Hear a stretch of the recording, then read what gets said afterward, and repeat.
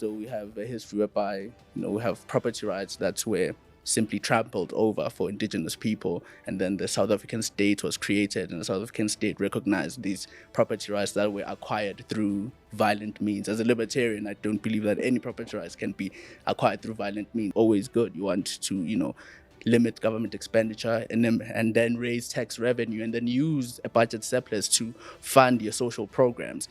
This is sad for the people there, for the man on the street whose taxes and their children's taxes and their children's taxes. That is what the loans are. That is the security for the loan. That, these people will keep on paying taxes to this jurisdiction.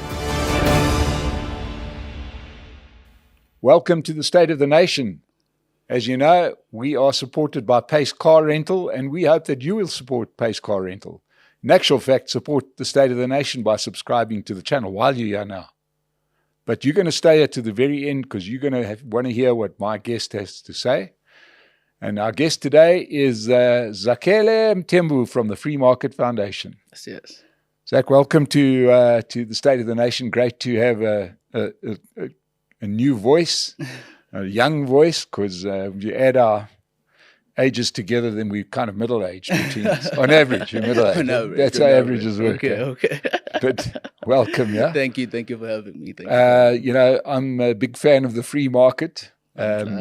Everybody's a big fan of the free market. We were discussing off air. Everybody's a fan of the free market when you want to go and buy stuff. That's true. Yeah, when you've got money, you're a big fan of the free market. Yes, when you've got no money, then you want the government to give you money. Particularly, today's the 25th, so a lot of people are getting paid today. So I know a whole lot of people are huge fans of the free market. Yeah. Until, of course, the other... About 6 days' time.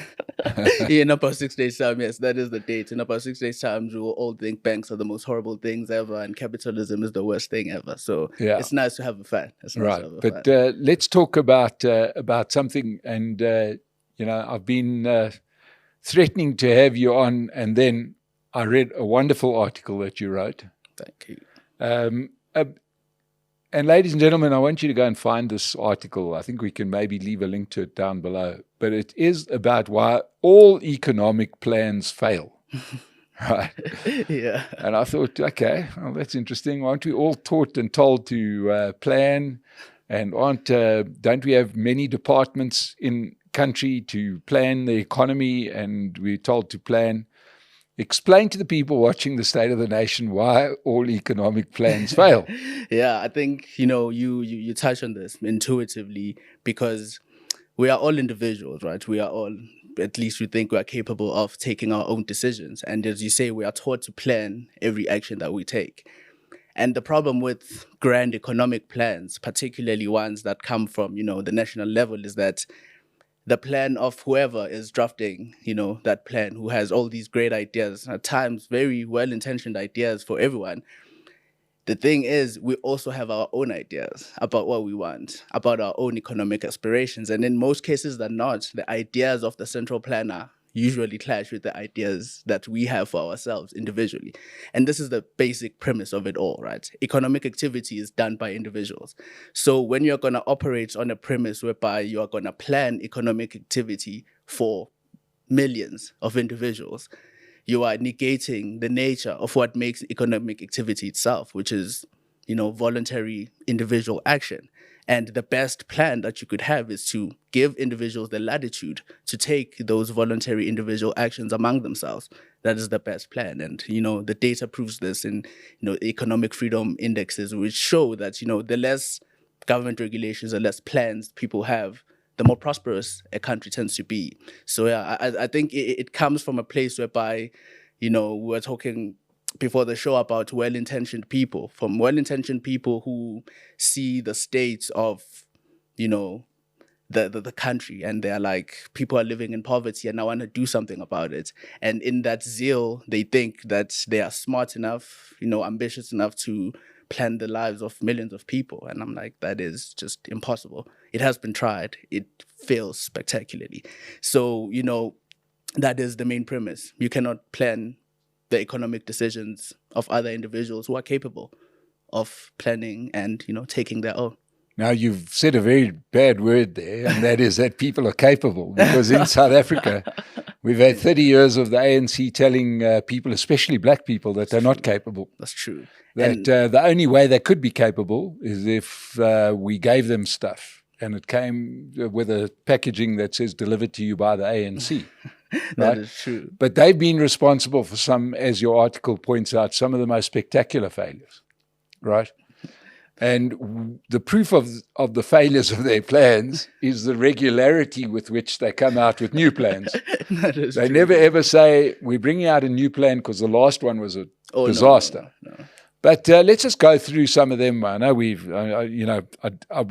not going to go through each one. Your article does point it out, and I do recommend everybody please go and read it. But from the RDP, which I suppose was our first That's true. grand plan, and then we went into GEAR, as GISA, the National Development Plan. Then we all ran out of the will to live because we were running out of acronyms, isn't it? That's true. Running out of letters in the alphabet.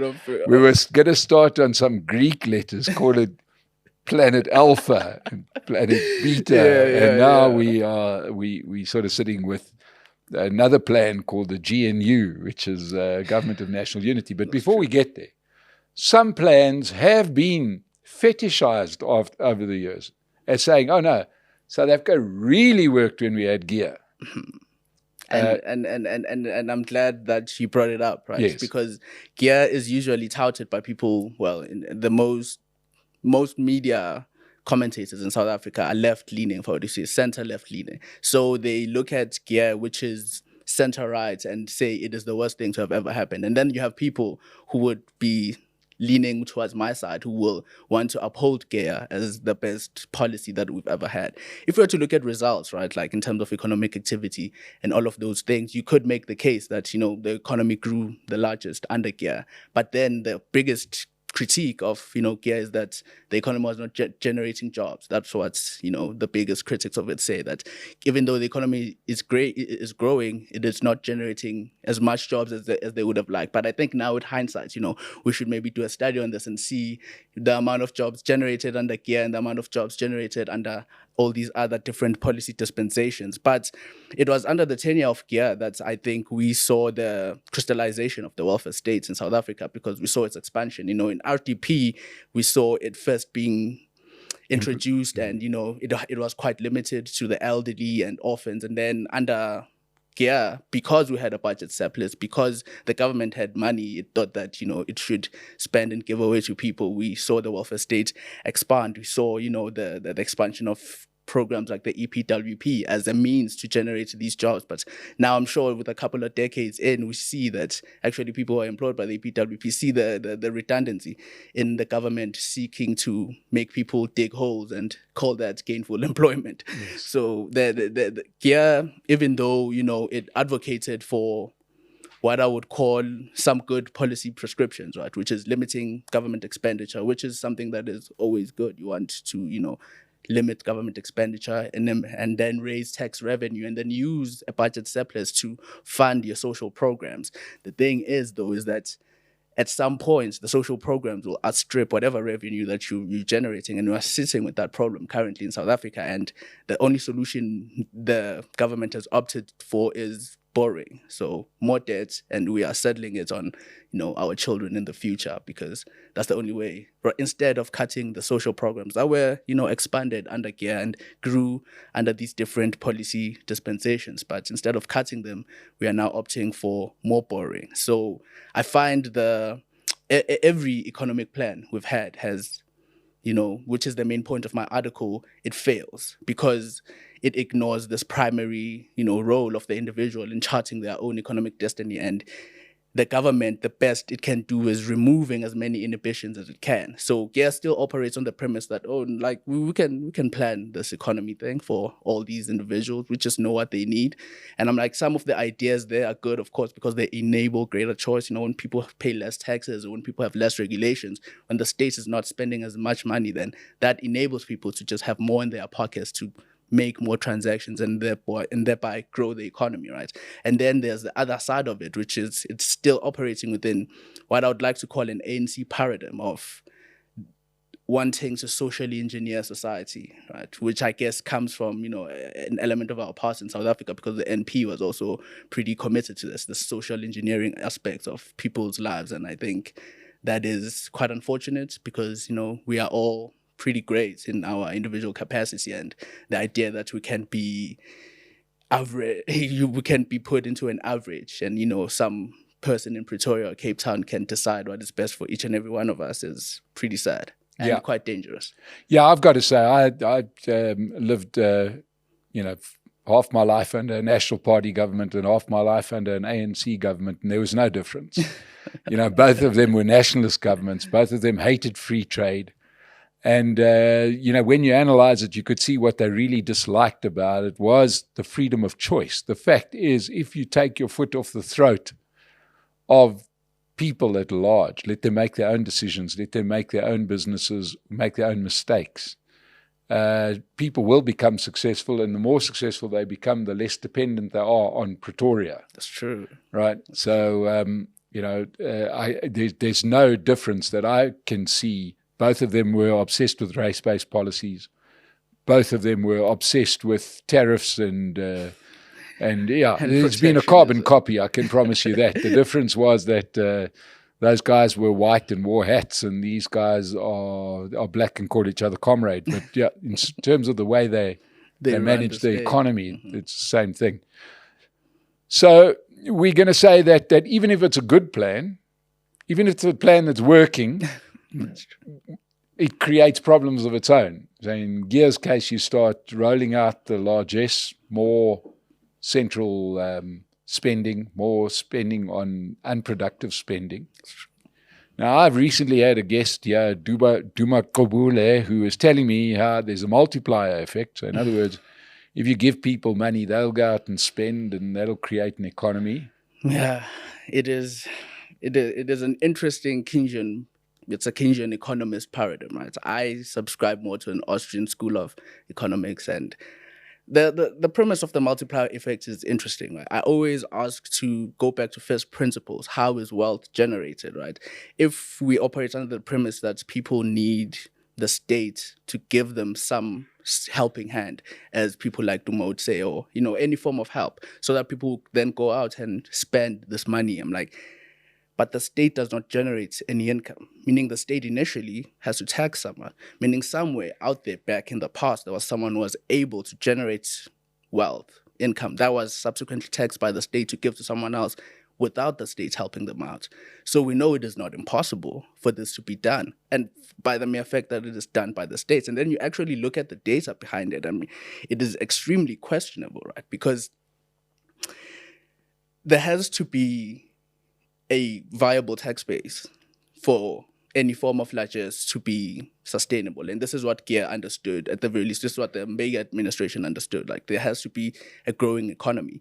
Yet the thing is about giving out largesse is it necessitates more taxes and more taxes, which shrinks the tax base, which then leaves less money for the largesse, which then undermines the entire thing. And now you have no money for the largesse and an economy that's dying.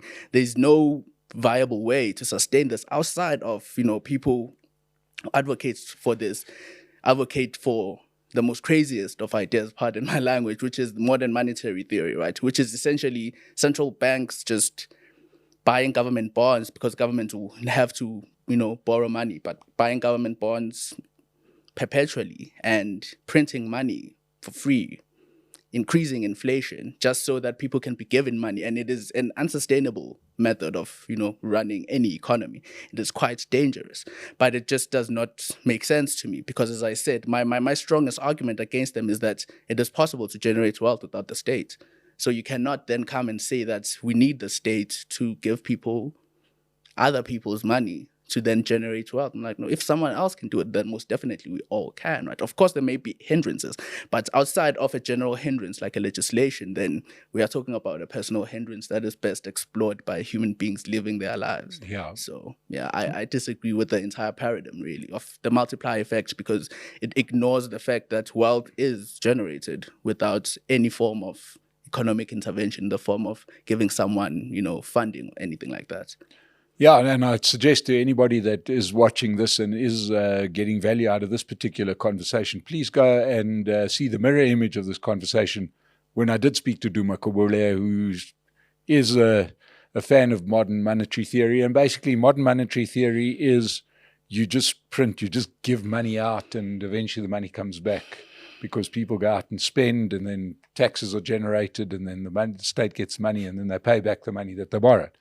Only problem is they never pay the money back. Really. I'm saying it is an extremely interesting phenomenon, particularly for us in South Africa, because we've seen just next door in Zimbabwe the consequences of printing money without any consequence. Zimbabwe does not have a currency as we speak. They use the rand, they use the dollar. They've been trying to institute one, but because of the inflationary, consequences of their central bank just printing money en masse, they have one of the highest, highest inflation rates in Africa, in the world, right? If you read an economics textbook, you'll most definitely find an example about, hyperinflation in Zimbabwe.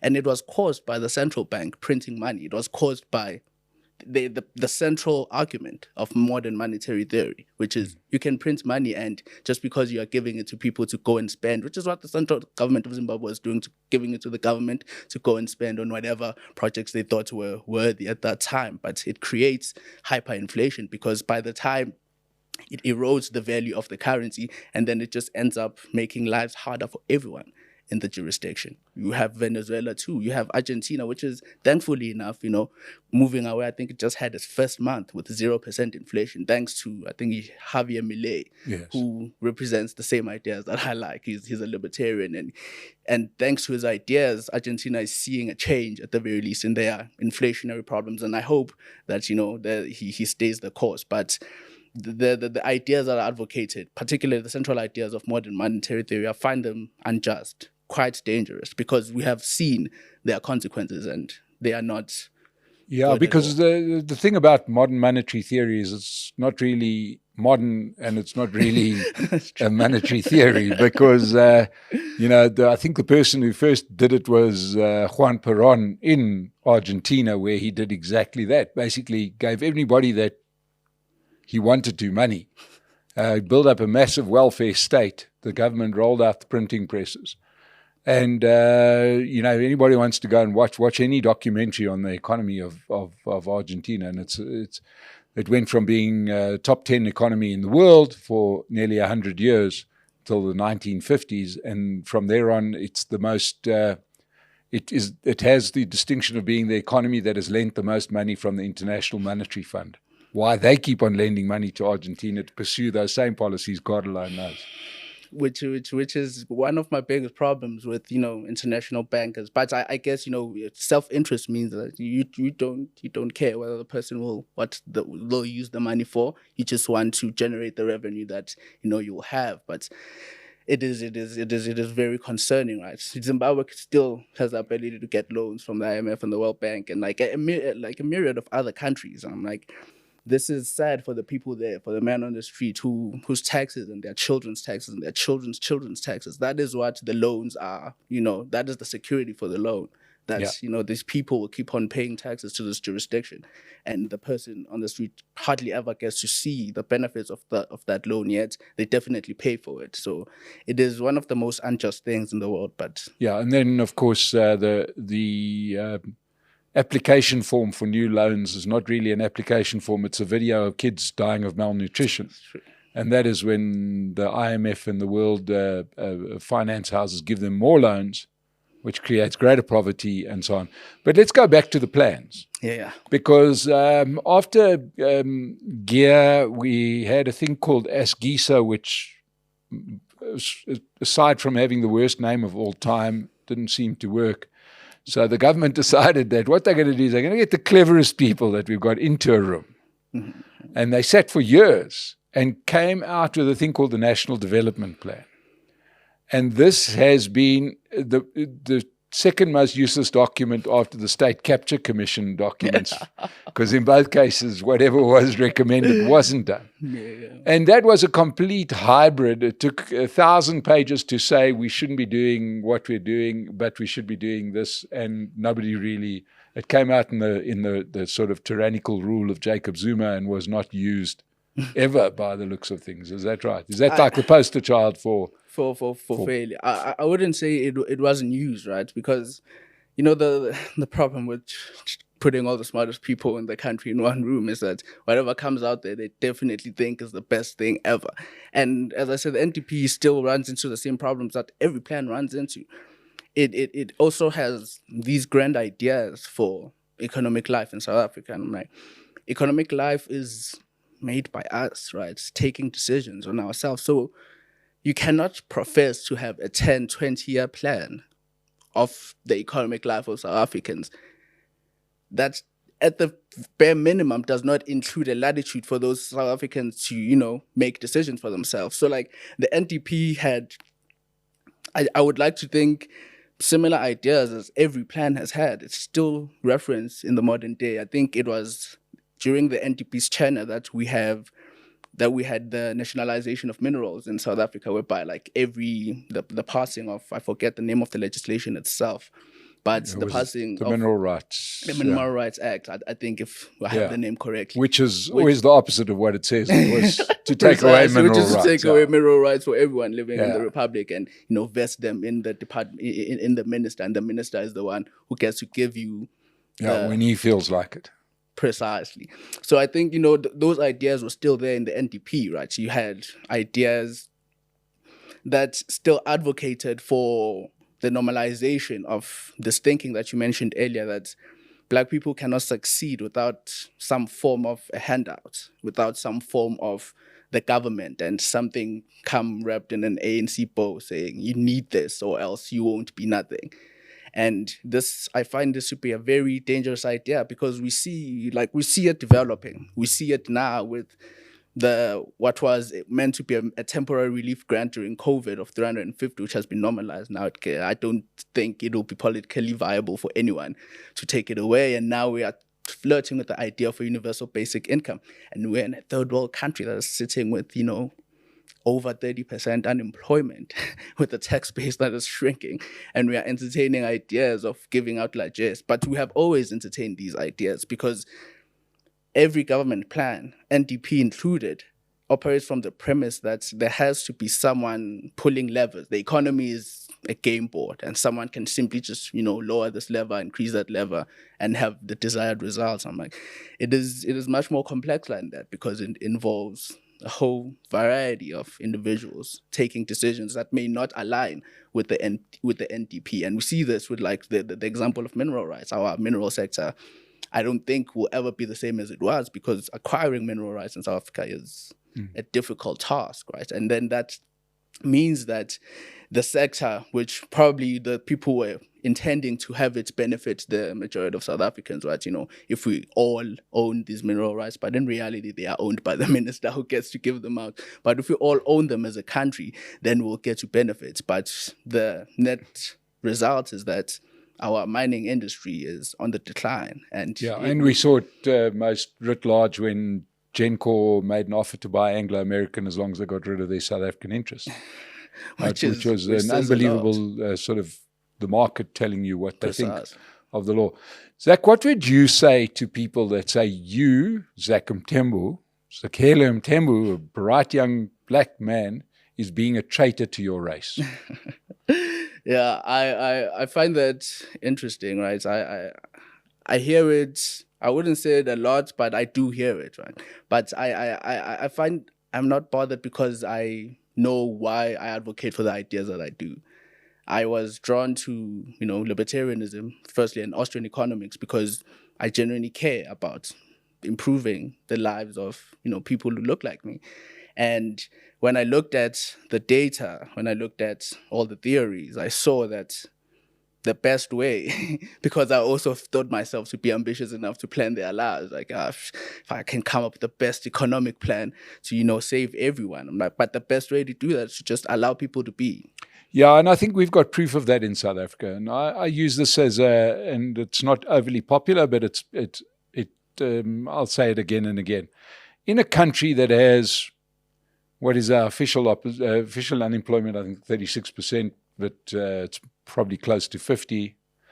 If that were the case and people were surviving on a 370 Rand grant, now it's gone up. Oh. right? You would have starvation. You'd have people dying. Why aren't they dying? And I know it's a bit macabre to put it that way. Well, they're not dying because they're not relying on that grant. They're doing something. They have a hustle. Yeah. Can't call it a side hustle because they don't have they only probably have one thing that they're doing, but they're doing something that is off the books. These are people that are generating an income of their own. And if they weren't so boxed in by grand plans and government red tape, which brings us to the discussion of red tape, which sits right with your plans, isn't it? Plans, yeah. And just going back to your prior point, right? I find it to be extremely important, like that. People who will say that I am a traitor to whoever, really, to my race, to people who look like me, will say that I am a traitor because I don't believe that my people who look like me can succeed without any help. And I'm like, that makes me, I think, in my eyes, cooler, right? Because I think people who look like me don't need any help from anyone but themselves. Aren't people that look like me standing in the way of people that look like you? You could make the case. But I believe, you make the case? I say people who look like me have enough, that thing, to not be affected by people who look like you. And if they are, then the problem isn't with people who look like you. The problem is with people who look like me simply not being able to compete. Precisely. So you're not scared. You feel that you can compete. You're confident enough. Yes. To say... And I want, and this is primarily why I believe in the ideas that I do. I am confident enough that every single person who looks like me can succeed in this world without any form of advantage that is granted to them by anyone. Yeah. By anyone. But why do you think, Zach, that at our universities, the allure of parties like the EFF has been so strong, where they run so many of the student bodies? These are people that are studying economic theory. These are people that are, let's just say, that represent some of our more skilled and more academically inclined people. One would say, a country is going to be measured by your tertiary students. Why are our tertiary students against individual liberty and pro the big state? I would like to think I can use myself, right? Because I also used to be on the left in my past, and I think the beginning years of my tertiary years, that's where I was trying to be my most ambitious. But I think the history of Africa and the country in general. So we have a history whereby we have property rights that's where simply trampled over for indigenous people, and then the South African state was created, and the South African state recognized these property rights that were acquired through violent means. As a libertarian, I don't believe that any property rights can be acquired through violent means. So, if you have property rights that are still recognized to this day by the South African states that were acquired through violent means, you then have this problem whereby there's always going to be a constant problem with the state itself. Well, I look at it this way. I look at it that way. That's why I opted to be a libertarian and to, channel my energies towards fighting the jurisdiction itself, which I find to be unjust, but that's a conversation for another day. But I think it is primarily because of history, right? So when you have a state that was used against you, you think the best way to pretty much get on an even footing is to use that state against others. And this is also a very rose-colored view from people who advocate for that, because, if you actually look at the data during, the apartheid years, although there were, good years, I'm sure, also bad years. And if you actually look at the economic performance of the white population, they happen to have performed way better now in post-democratic years than they did under apartheid years, because the restriction of economic liberty benefits no one, even though it may look like it's benefiting certain people because they have a larger degree than you do. So I think really it's a consequence of history. People, in the seeking of justice, they want to essentially do what was done to them. And they think that is the best way to go about creating, prosperity. And the thing with that is that You do not create wealth by taking from another, no matter how attractive it may be, right? And this is within the context of me acknowledging that there are property rights that were, taken from indigenous people, but they did not stop at taking the property rights. They then proceeded in building the society that we currently have. Those rights were still obtained in an unacceptable way. Yes, in an unjust manner. In an unjust manner. Many arguments one could make, and basically all land is stolen from somebody, but that's not really the discussion. Yeah. But let's just deal with South Africa as it sits here, because it's obviously it's a very important question. What is the libertarian view of resolving our property conundrum? Because it is a problem. It is, right? I wouldn't say there's one uniform libertarian view, and this is the Zakhele Mthembu view. The Zakhele Mthembu view. I ascribe to the Robert Nozick view of property rights theory justice, meaning that if there's any property right that was, transferred unjustly or acquired unjustly, then it is not recognized. It is by default unjust. So the best way to do this is to have people who have claims to property rights, right? I am a huge fan of restitution. I don't want the South African state to own property on behalf of what they will call Black people or whoever it may be, because the South African state is a Westphalian state. As a jurisdiction, it is, a consequence of an injury against all other prior nation states that it found here and pretty much launched warfare against. So I think the best way to do that is to be pretty serious about whether we actually do want restitution of, these various properties back, and actually have the people, the descendants of those people in the modern day who would have enjoyed those rights, actually launch claims, prove their rules of evidence that have been established. We can even use various rules of evidence, but the launch claims and prove whether they have a claim to that land, and that land should be given to those people without them having to pay any amount. The person who owns the current land should have a claim of payment from the prior person they bought that land for, stretching back to however far back it goes. Because I don't think that someone who had an injury committed against them should be the one responsible for compensating. We've got that in our law, but yet people aren't happy with it. That is true. That is because primarily the law, firstly, the land court system is a mess, and which is what tells me that I don't think that the South African state, even the politicians themselves who say that they are serious about land claims, they take them seriously, because they don't. If they did, they would have, approved higher budgets for the land court and all these other mechanisms that will help fast track this process.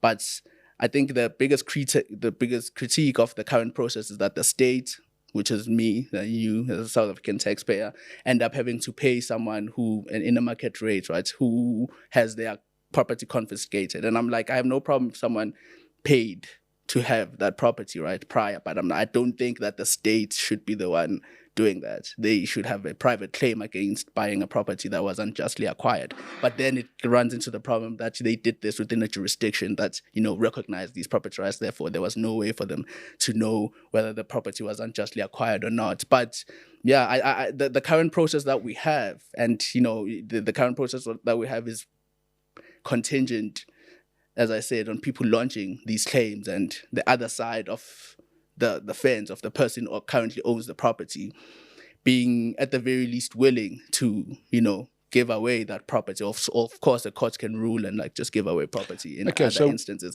So I just want, at the very least, the expansion of the current system and a recognition of the inherent problematic nature of, I think, most, if not all, property rights in South Africa. But looking forward, because we've recently had an election, mm-hmm. and Mkhonto weSizwe did really well, became the third biggest party, and they want to remove all property rights, and they want to give it to royal families, for example, right? Yeah. And no individual property rights. So there's sort of two questions there for you. Where do you stand on individual property rights? And do you think that all land should belong to a king somewhere and not the state? On the first question, individual property rights are natural human rights of every human being on earth. So everyone should have the right to own the land that they live legally under, acquired. That they legally acquired, justly acquired. going back to our previous conversation. And then no singular person should ever have control of everyone's land, right? And I think that with Umkhonto weSizwe, maybe it's because they haven't outlined their policy position. So I am interested in seeing the details of it, right? What do they mean? Do they mean that land belongs to the crown as it does in the United Kingdom, yet people still have, private property rights in substance, in the sense that you can alienate the land, you can do whatever it is, but there's the understanding that the all land is of the crown, right? Do they mean that? We don't know, because I don't think they have publicized or given much detail to this. So yeah, I'm a firm supporter of private property rights. I'm a firm supporter also of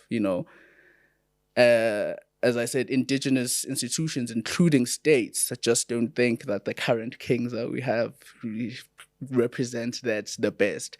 So I don't think that having a situation whereby the king owns land, at least to the extent of having the ability to alienate the land of someone who's already there, that may be problematic. But I'm sure there can be a workaround, right? There are multiple systems in the world. As I said, I mentioned the English one, which no one would say that people in England don't have, strong private property rights. So if they are willing to be reasonable about it, then I'm sure that we can reconcile, the king owning land and the respect of private property rights. Well, that's always what I'm looking for, reconciliation. What about business? And obviously South African business, people will trot out data to say how wildly unjust South African business is, and that whites still dominate our economy, and something must be done about that. South African business. I don't know what you would mean by, unjust, maybe inequality levels. Inequality levels, Yeah, the fact that so many of the big companies are white-owned companies. This goes back to I don't think that, it should be, what is the end behind that, right? So if the biggest companies are white-owned companies, I can counter and say that's the biggest demographic and markets in the country is like black people. So for any company to be big, it has to be supported by black people. For any company to be, at the very least, and on top of the JSE, the majority of its customer base cannot only just be white people, unless maybe it's a luxury brand, and I doubt that we have those too much in South Africa. So I don't get the end behind that, because this is the South African country that has labor laws that are lauded internationally, but they're horrible because they are partly contributing to the unemployment problems that we have, because hiring and firing is just a tedious process that anyone who runs a business and thinks of doing it just stays away. Therefore, this limits the potential for growth. But I don't think I think the best way to express this is to what is the end. When someone says that the South African, economy is dominated by white people, I'm like, yeah. So what? Well, like, what do you want to do about it? I want to enable black people to be able to enterprise among themselves and, generate enough wealth and income, which I know they're capable of doing, to dwarf whatever share that white people have in the economy. What do you want to do about it? If what you want to do about it is you want to, force white companies to hire black graduates and call that justice, then that's where we disagree, because I don't think that is justice. If you want to, force white companies to do anything as a form of giving you justice, we will disagree vehemently, because I think everyone should be allowed. Like, I should be allowed to start a black company and hire only black people, just like a white person should be allowed to start a white company and hire only white people should they want to. This is the liberty that is given to us all by, whichever version of the creator you subscribe to.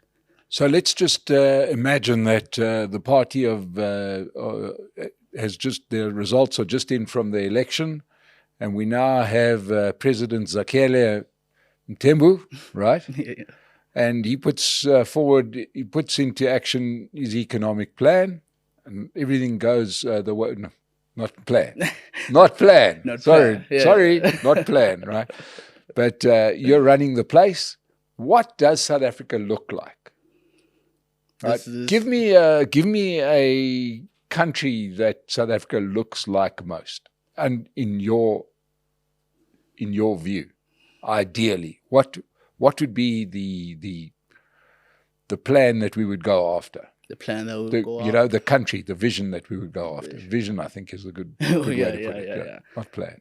I think the closest I can think of, right, because we have certain interesting, you know, cultural elements and maybe our history. I would, of course, want us to have the freest culture, and the freest culture in the world happens to be in the United States, which whatever its problems you may think of, right? And then there's the whole element of their political culture, which I don't like their political culture. So yeah, maybe a combination of the United States and Germany with like some of its social aspects, which I don't think South Africans are willing to let go ever. So if you can have an economy that grows as big as the German economy does and employs as many people as the German economy does, then I think the social programs that even I have a problem with will be way more palatable, because firstly, maybe the government will be well functioning as the German government does. So then I won't have to pay double as I currently do with like my taxes and then medical aid and then my taxes for school, for, you know, education and also private schooling. So yeah, I would think culturally, at the very least legal culture, I would like for us to have an American legal culture. I'm a libertarian. The American Constitution is one of, you know, the best documents to have been created, barring all its problems. But it represents a very nice, a sound way to govern a nation, right, on principles of liberty and allowing people to pursue life to the best of their abilities. And then the Germans in the modern day have shown that you can have social programs that can benefit people and people can be happy with, because the Germans keep on voting for them, I guess.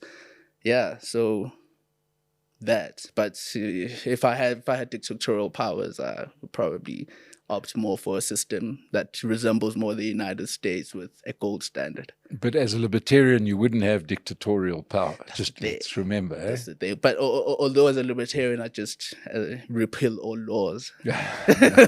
Therefore, all the basis for all government action falls away. So, you know, it's a smart dictatorial powers. Well, ladies and gentlemen, as that great philosopher, Michael Tyson once said, everybody's got a plan until they get punched in the face. Well, South Africa's been punched in the face repeatedly. We don't defend ourselves. We just come out with another plan and get punched in the face again. Maybe it's time for us to stop with the planning because it's not working. We've had some wonderful insights from Zakhele Mthembu, and it's great to have you on the State of the Nation. To everybody that's watched us, subscribe to the channel, like us, support Pace Car Rental. Zach, thank you so much for joining us on the State of the Nation. Thank you for having me. We'll see you again. And to everybody that watched us, thank you so much, and we'll see you again on the State of the Nation.